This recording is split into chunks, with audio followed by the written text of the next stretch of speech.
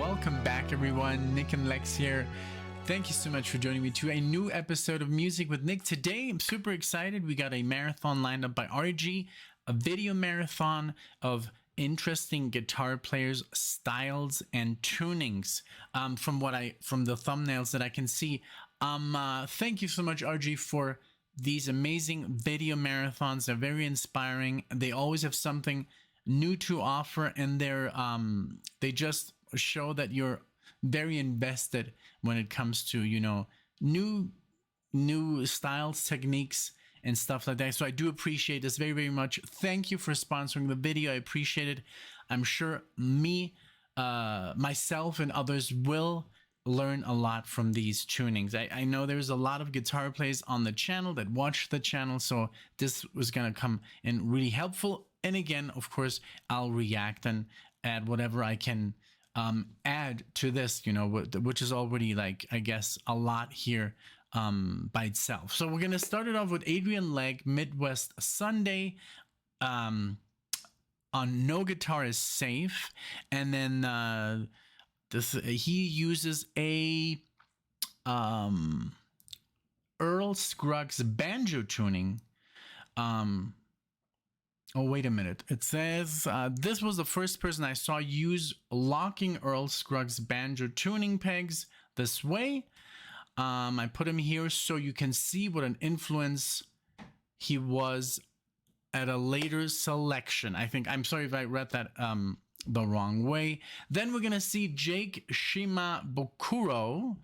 He's gonna play Dragon on HiSessions, saying using a ukulele in a different way, maybe like some tapping, some finger style banjo. Then Mike Dawes is going to perform One by Metallica. I do see in the thumbnail that he's doing some finger style playing.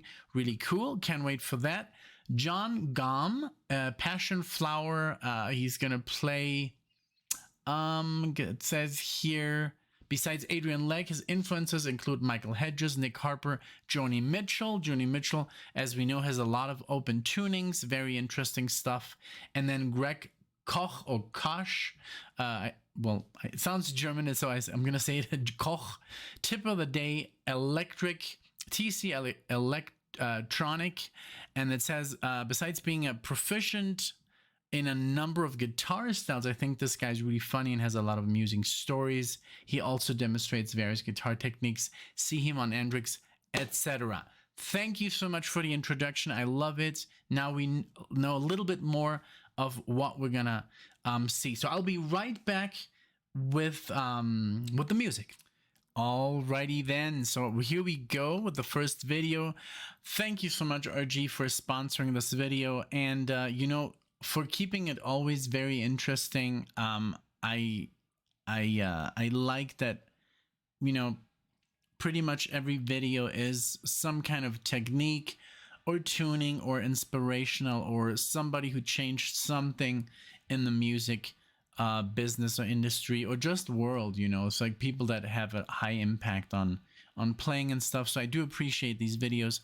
Thank you so much. So here we go with Adrian Legg demonstrating Midwest Sunday. Here we go. Let me pull this up, and we're gonna pull up here this little window. Boom, here we go. I'm gonna move a little bit to the side so you can see the video and move this here closer. So here we go with this demonstration. Here we go.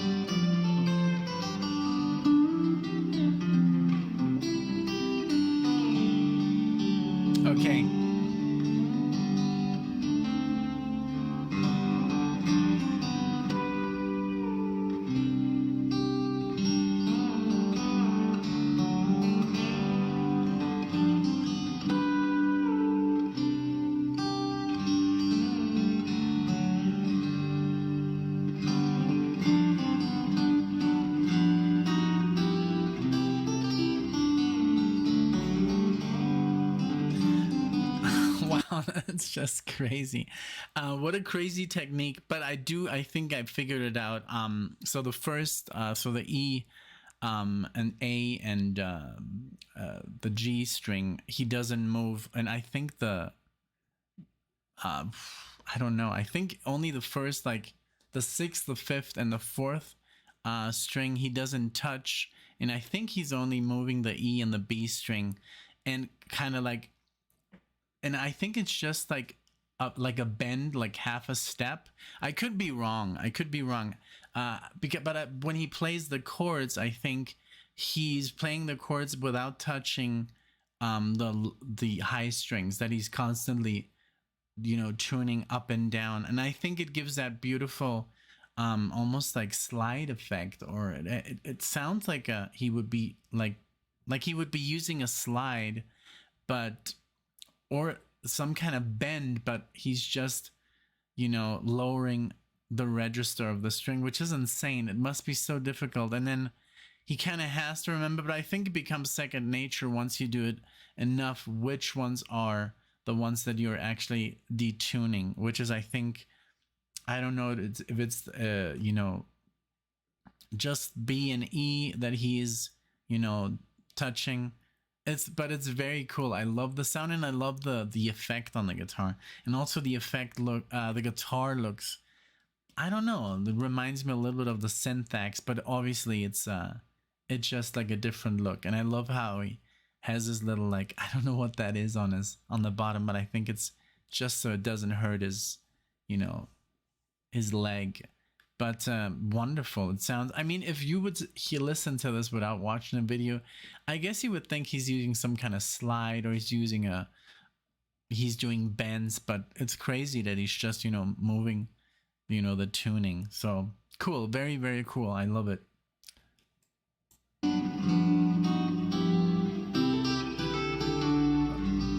He does.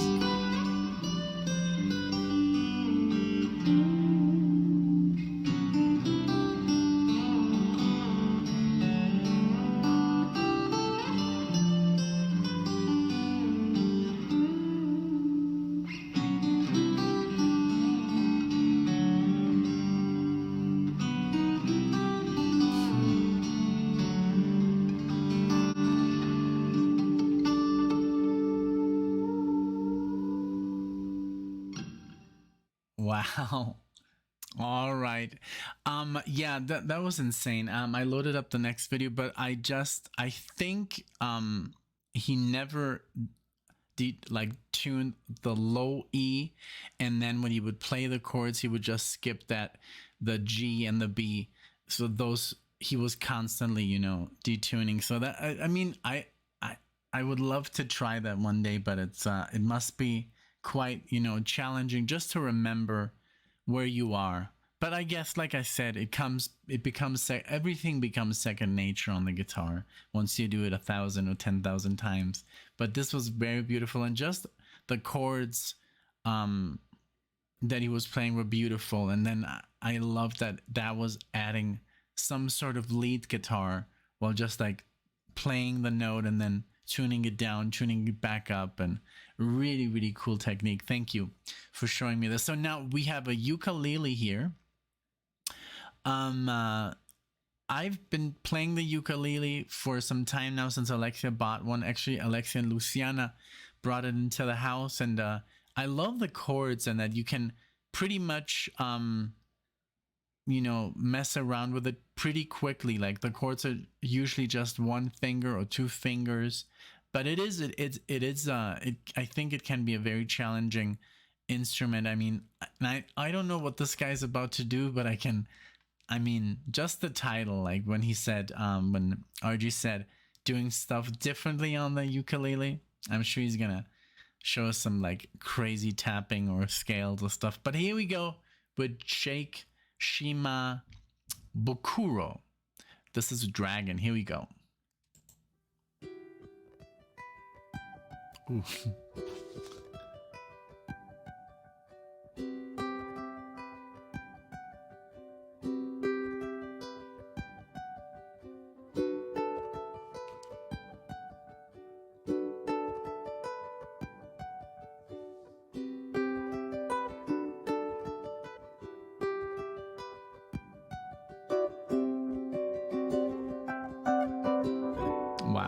that pedal.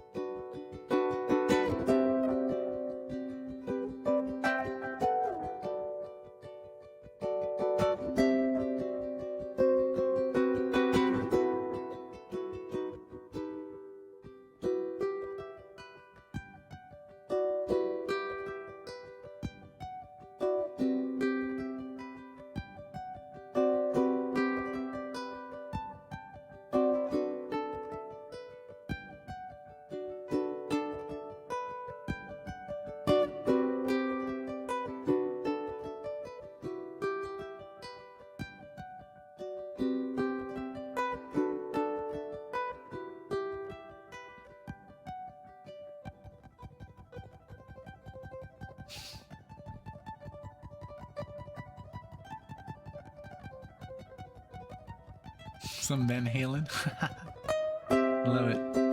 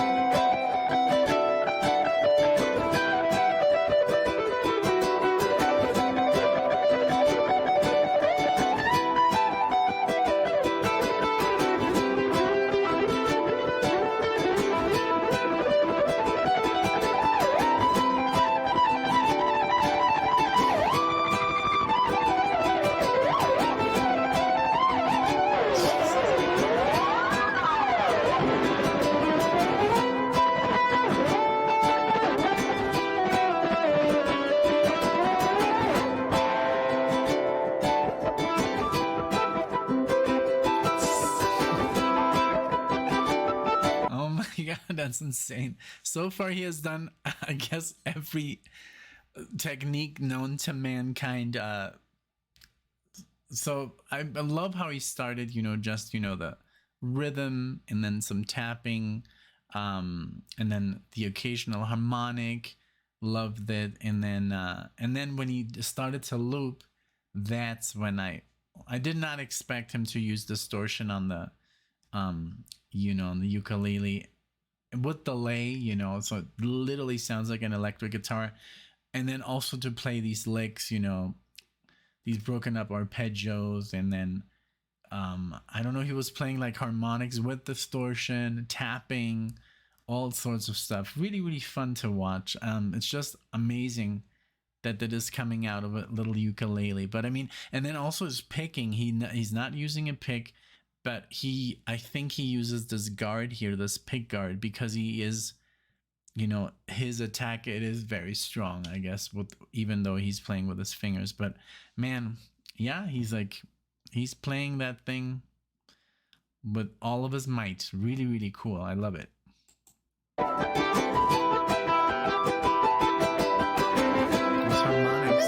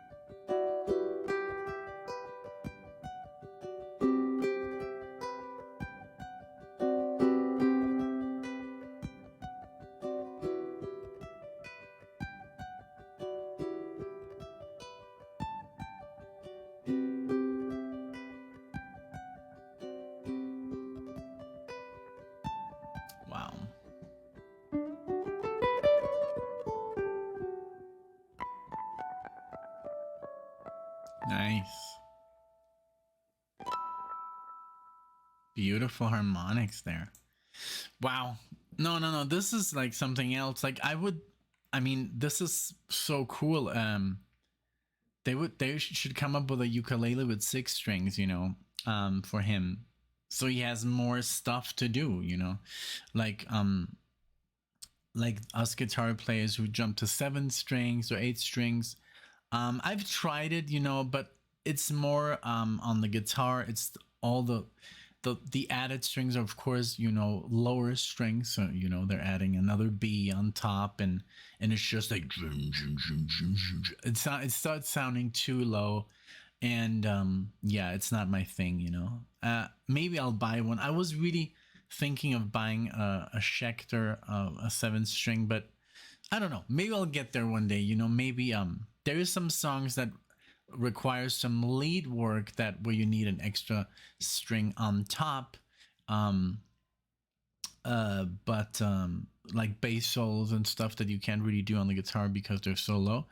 But yeah, maybe one day I'll buy one. But this was amazing. This guy is really, really good, and thank you for the introduction. All right, let's move on to the next video.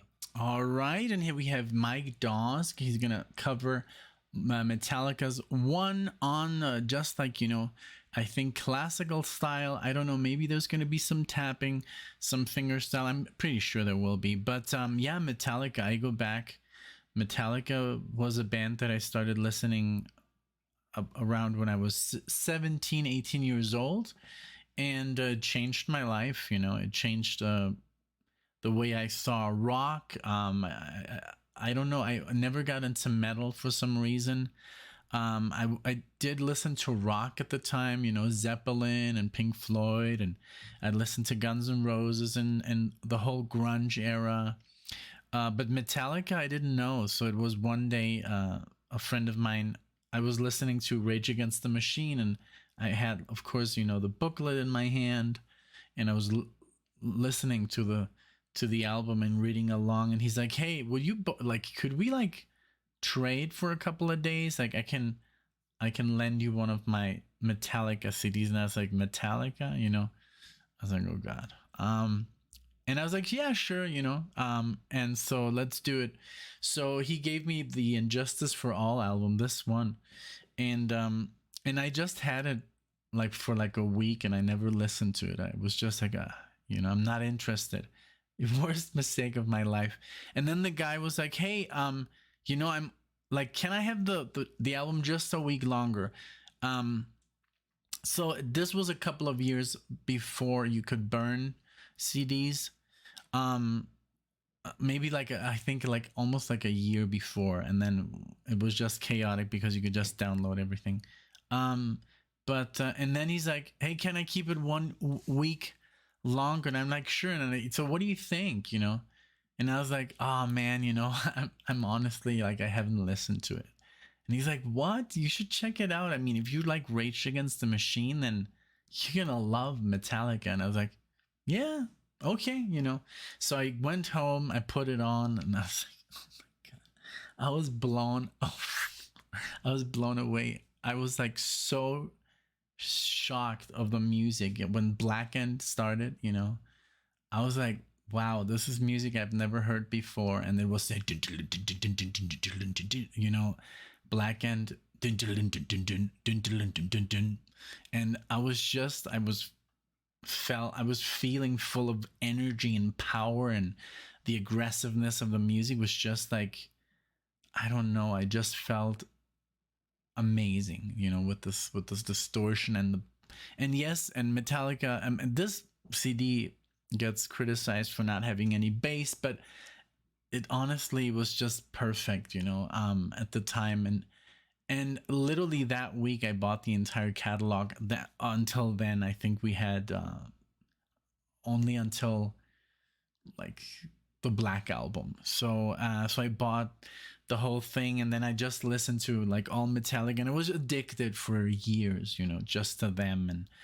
And yeah, so that's my story with Metallica. So I know these songs, of course, very well, and to see them interpreted in a different way is gonna, of course, be great. And then there's actually a video on the channel if you wanna see Alexia react to one. She loved it as well. So yeah, there's a little introduction to me and Metallica. We go back. So here we go with Mike Dawes playing one.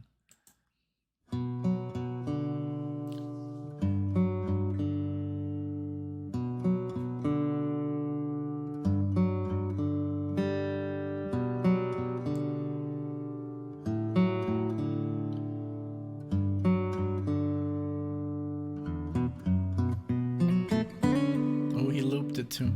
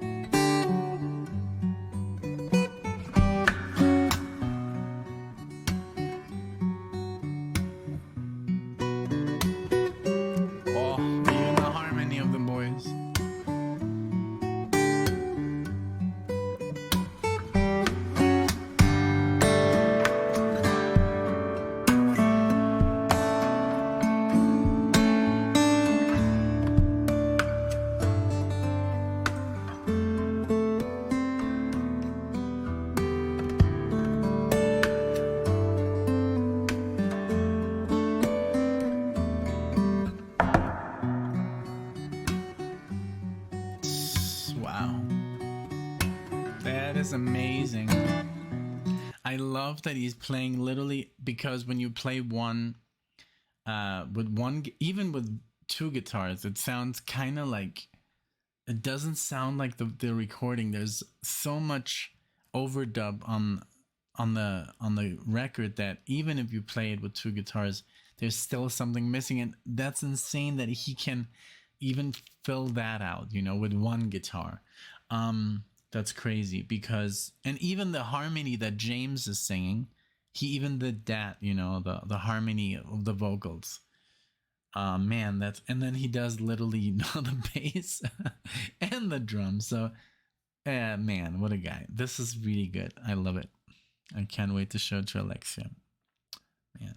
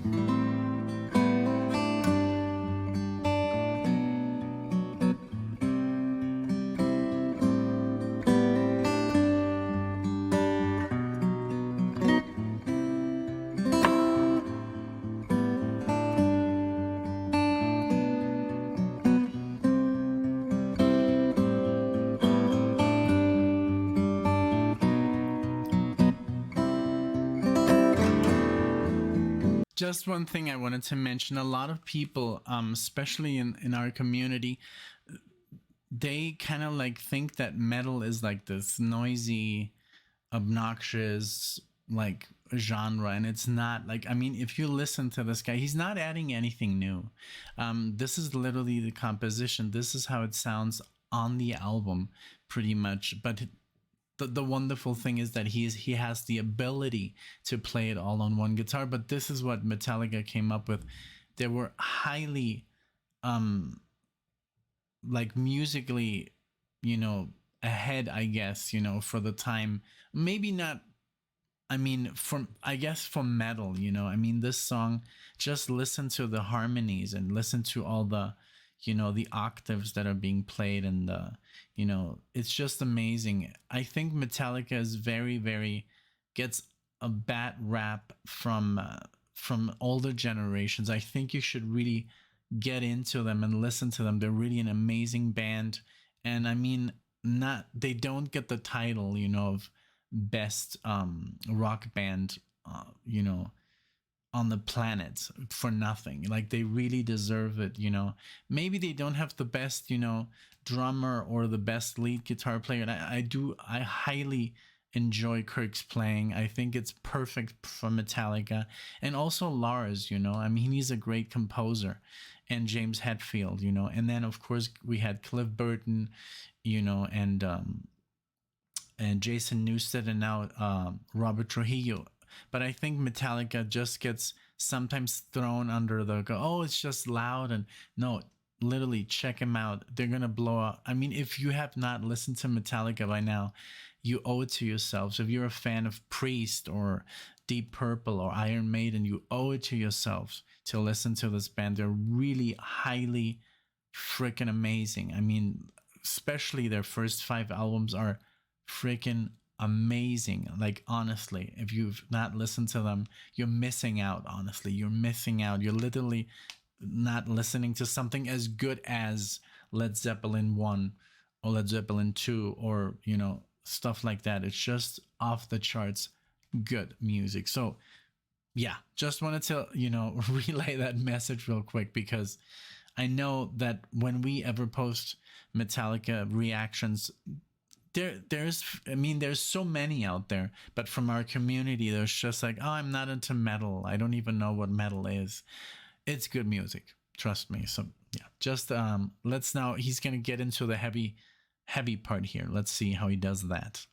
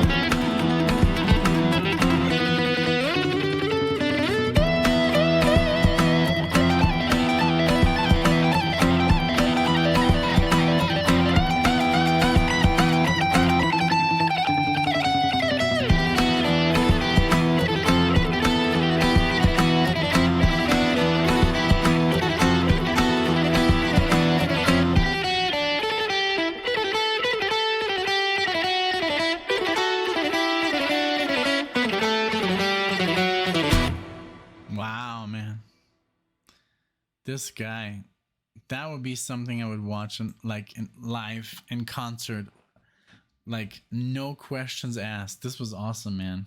Okay, let's move it on. Oh man, well, again, I'm just like blown away by this guy. I mean, what a great song, what a great composition, but what a great way to make it yours. And yes, at the end, I mean, it's impossible to play everything that's going on in that song. And I was like, what is he gonna do for the solo? Like, is he gonna use some distortion? What about the and he had to kind of like, you know, loop it there. But I mean, it's all, you know, you have to. There's, I mean, he did literally the entire like intro and the theme and the chorus and everything. And this is like just the outro and the solo where he had to kind of like, you know, use, I mean, maybe like dub the drums or the tapping that he was doing. But wow, I mean, I wish there was some kind of book how to learn this on the guitar.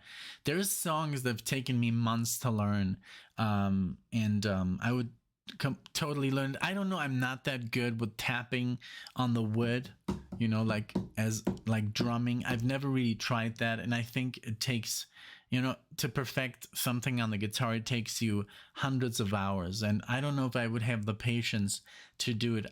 Because it's a style that you have to commit to, and then maybe you're gonna not be able to do other things, you know. So it's sometimes the way you play guitar, you have to dedicate yourself to a certain style. You can't do everything, you know, like Guthrie. Like, I don't think Guthrie Govan, for example. Oh, I think it's Guthrie Govan. I don't know anymore, but I mean, he is a fusion guitar player, but I don't think he plays like this on the acoustic because he's so focused on his craft on the electric guitar that you don't have the time to perfect all this tapping and, you know, stuff like that. So I guess it's just like in any musical style, you focus on a certain musical, yeah, like style, and then you perfect that style, and then after a couple of years you can move on to the next one, I guess.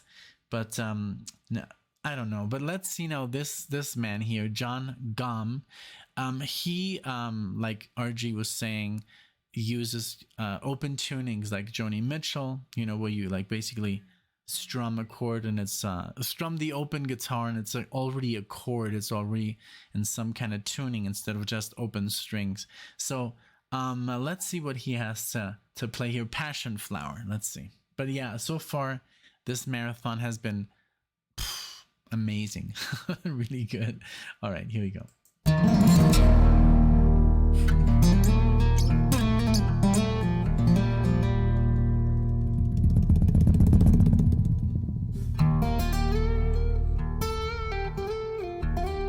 Nice.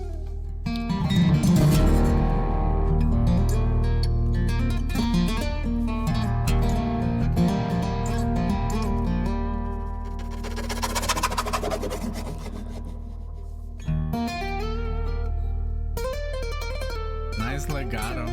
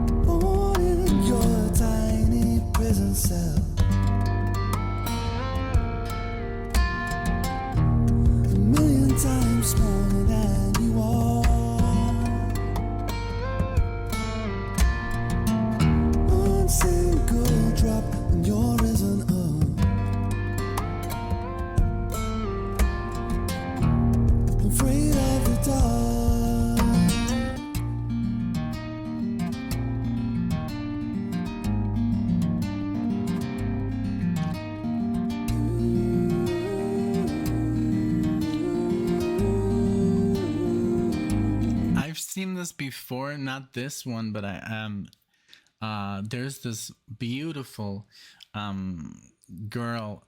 I guess she's now older, maybe like in her 30s or something, but her name is Kaki King, and she actually lent her hands for this movie called August Rush. If you haven't seen it, it's a wonderful movie about this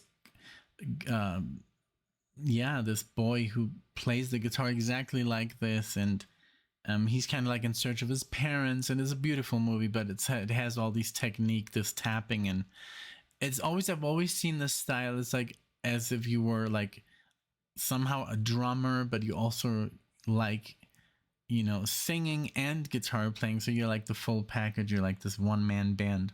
Really cool. And he does also that disty tuning. It's just, oh my God, so hard. But yeah, beautiful.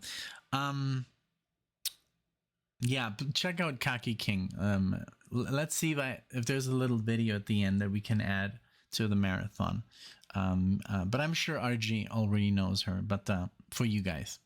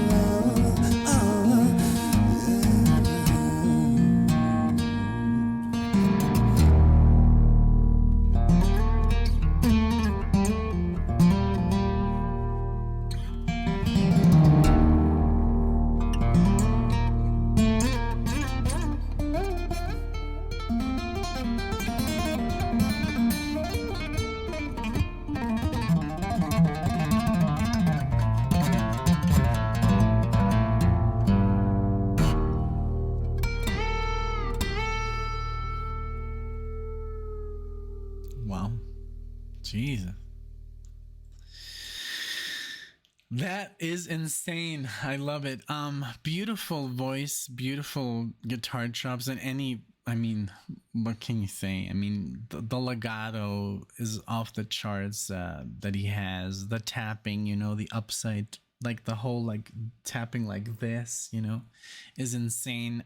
But I love also the scratching, and he uses the guitar to the fullest. I mean, the wood, you can see exactly where he plays and where he, but it sounds literally like he has some other musicians involved and it's just him, that is admirable, because even like I love how he was playing literally like a drum kit, and different parts of the guitar for different depths of percussion, and the scratching, and he was using everything, even scratching the strings and harmonics, bending the harmonics with the tuner, and just beautiful.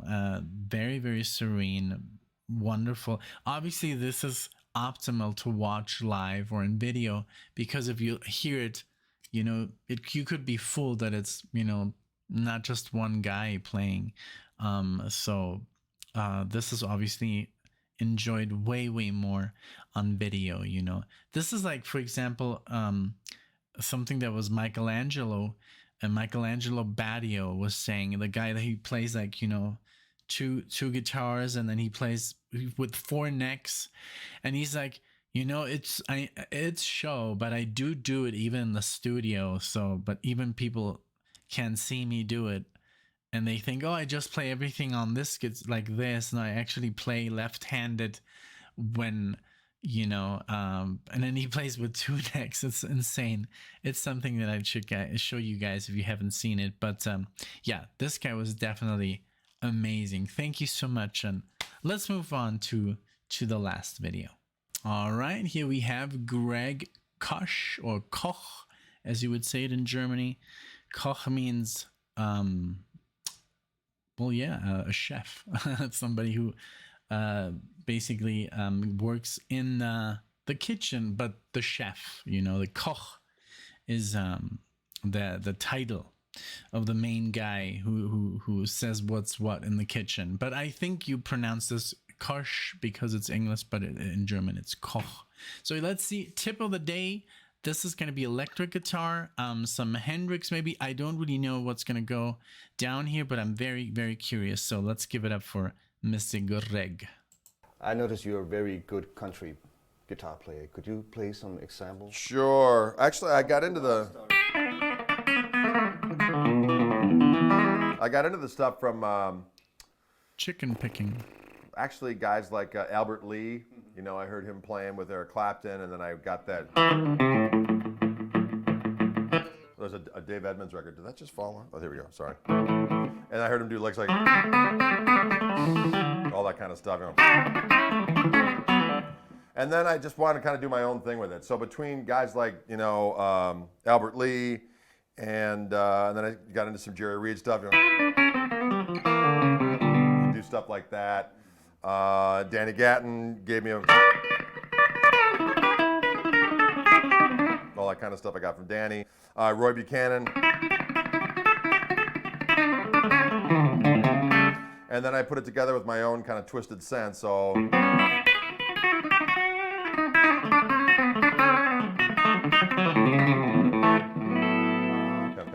can you do that slow so the guys maybe?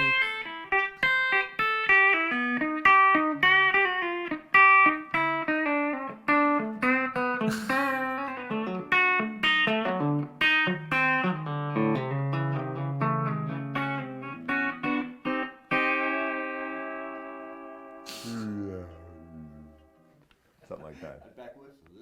I can't do that.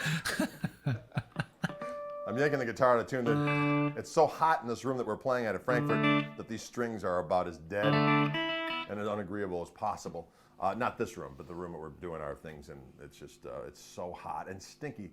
Europeans are stinky people. I'm just going to say that right now. That's all right. In America, they're stinky too. But there's men in speed stick. And over here, they call it, it just doesn't work the same.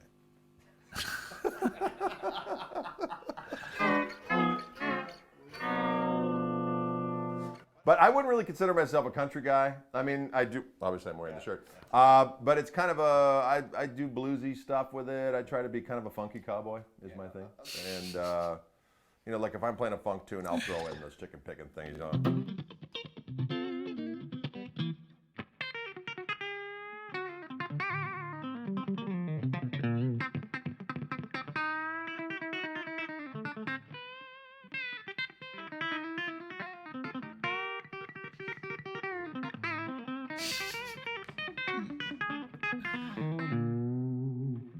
Whatever. I mean, you could throw that kind of stuff in anywhere. And I just don't have many friends, so I just kind of stick around and play guitar all the time and come up with stuff that I find disturbing, and then I share it with others, and that's why I'm very, very lonely and poor. And so it's great how that turned out. Oh my god! Like RG was saying, he has a good sense of humor. That oh my god, the video's already over. Let's just listen to this. It's a pleasure. That's it. Oh man, that is hilarious. First of all, of course, I've heard that too. That Europeans are, you know, stinky people. I wouldn't say that. It depends, you know. I think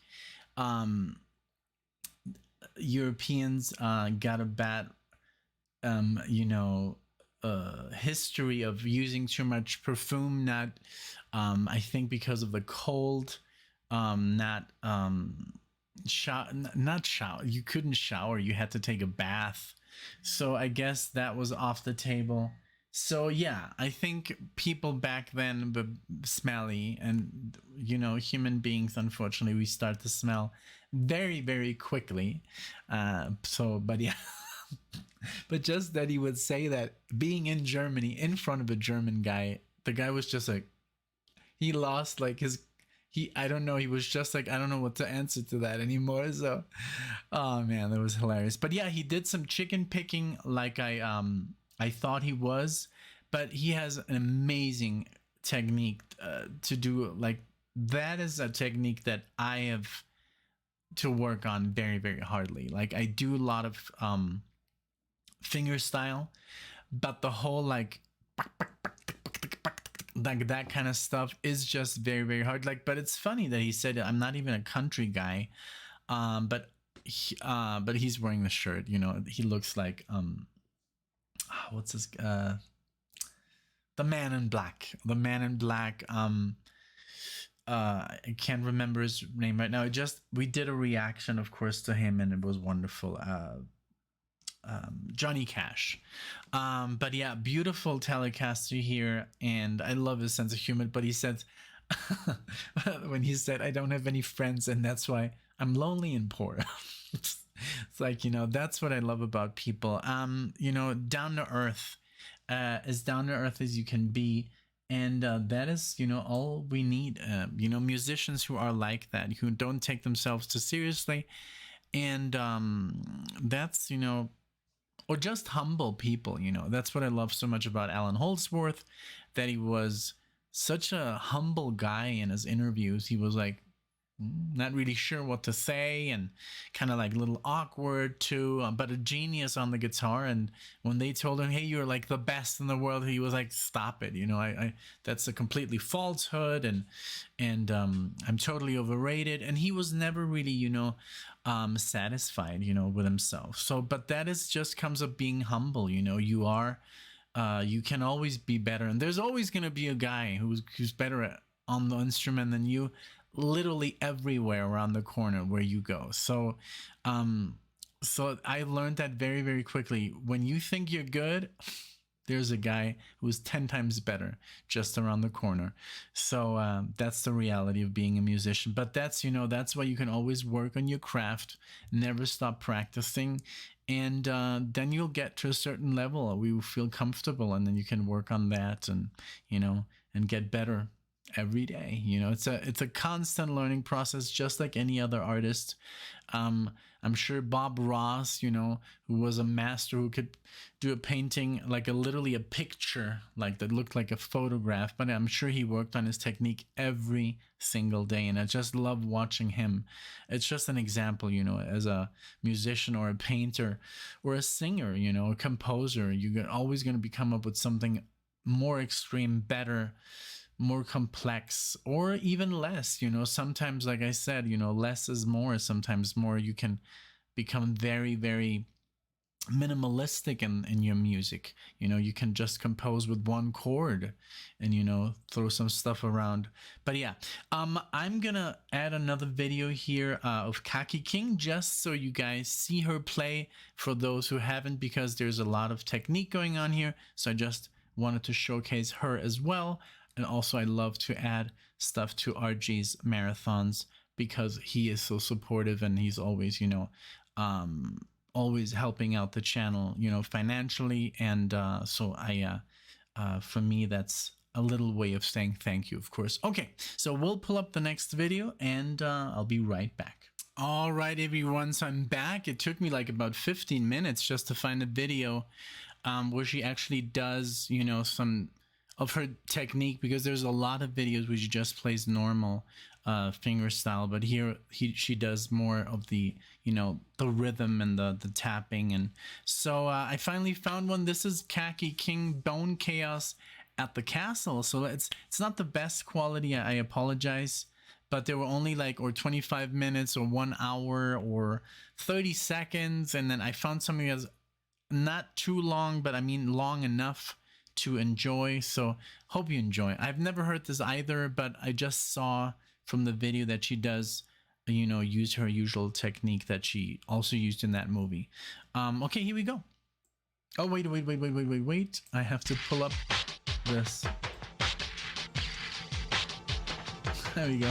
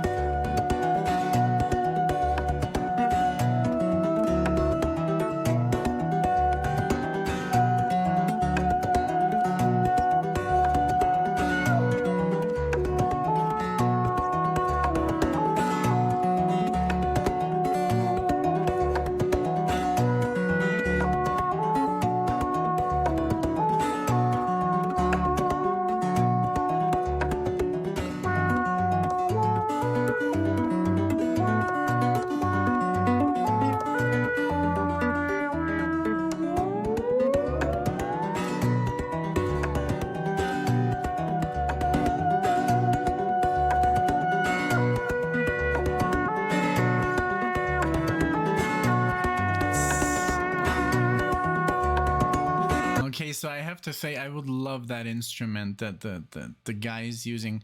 It literally sounds like the keyboard that one of the guys from Kraftwerk, like, have you ever heard Kraftwerk? I'm sure you have, but this is literally what they sound like, but they used to do it on these giant keyboards. This is crazy. I love the sound. I love her rhythm, and but she also plays a lot of lead, but here she's more like the rhythm section, and this guy plays this, I don't know what it is. I wish I knew. Maybe in the comment section.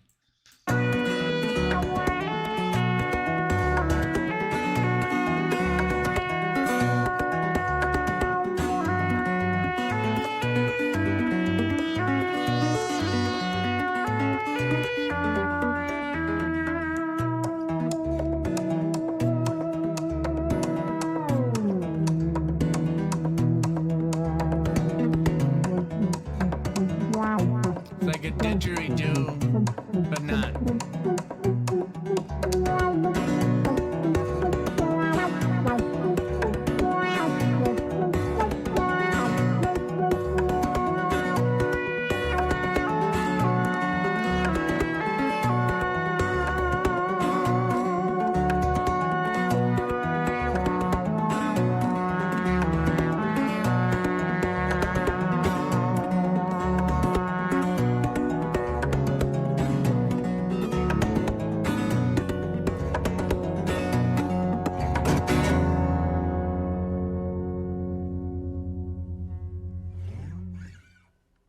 All right.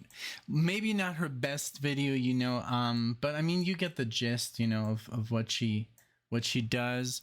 I think it sounded very cool. They now this is back in 2008 or something. They called her the first, which is kind of ridiculous, but because I mean, when I listen to Joni Mitchell play, you know, she's like not far away from this, but they called her the first female guitar hero. I think that's on Wikipedia.